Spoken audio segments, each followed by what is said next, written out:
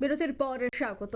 ঠিক আজকের দিনই 1928 সালের 26শে ডিসেম্বর প্রথম বেলগ্রাম সর্বভারতীয় কংগ্রেসের অধিবেশন হয়। সেই অধিবেশনের সভাপতিত্ব করেন গান্ধীজি।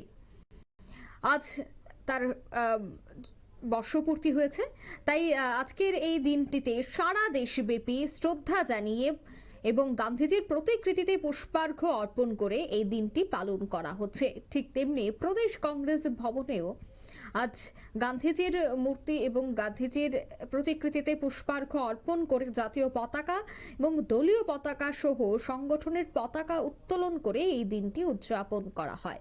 উপস্থিত ছিলেন প্রাক্তন কংগ্রেস সভাপতি তথা বিধায়ক বীরজিৎ সিনহা সহ প্রাক্তন কংগ্রেস সভাপতি পীযূষ কান্তি বিশ্বাস সহ অন্যান্যরা। আজকের এই অনুষ্ঠান থেকে কে বলছেন কংগ্রেস নেতৃত্বরা, শোনাচ্ছি। আমাদের জাতির পিতা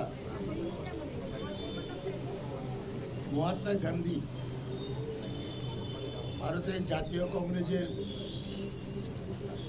সভাপতি ছিলেন। তার 100 বছর পূর্ণ হয়েছে।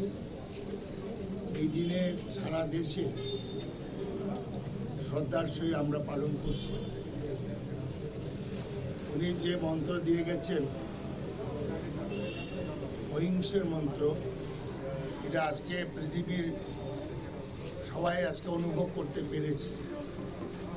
সেই সময়ে অনেকে তিরস্কারও করেছে, কিন্তু ওনার যে এই অহিংসা মন্ত্র, অহিংসা বাণী আজকে পৃথিবীর প্রত্যেকটা মানুষ আজকে উপলব্ধি করতে পেরেছে। শান্তির জন্য আজকে মানুষ খুঁজছে।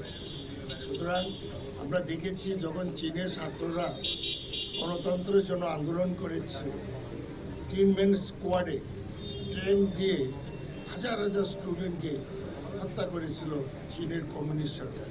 সেই সময় দেখেছি ছাত্রদের হাতে ছিল মহাত্মা গান্ধীর সেই অহিংসা বাণী।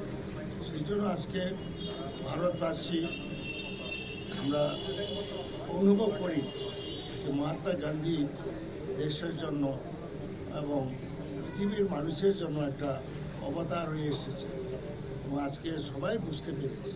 তার জন্য এই দিনটিতে আমরা শ্রদ্ধার সহিত পালন করছি। আপনারা শুনলেন বীরজিৎ সিনহার বক্তব্য। মহাত্মা গান্ধীর কংগ্রেস সভাপতিত্বের বর্ষপূর্তি উপলক্ষে এই অনুষ্ঠান প্রদেশ কংগ্রেস ভবনে এই দিনটি উদযাপন করা হয়েছে যথাযোগ্য মর্যাদায়। গোটা দেশব্যাপী পালিত হচ্ছে। ঠিক তেমনি জাতির পিতার প্রতিকৃতিতে কংগ্রেস নেতা কর্মীরা শ্রদ্ধা জানিয়ে আজকের এই দিনটি উদযাপন করছে। নিয়ে নিচ্ছে এই মুহূর্তে ছোট্ট একটি বিজ্ঞাপন বিরতি, সঙ্গে থাকুন।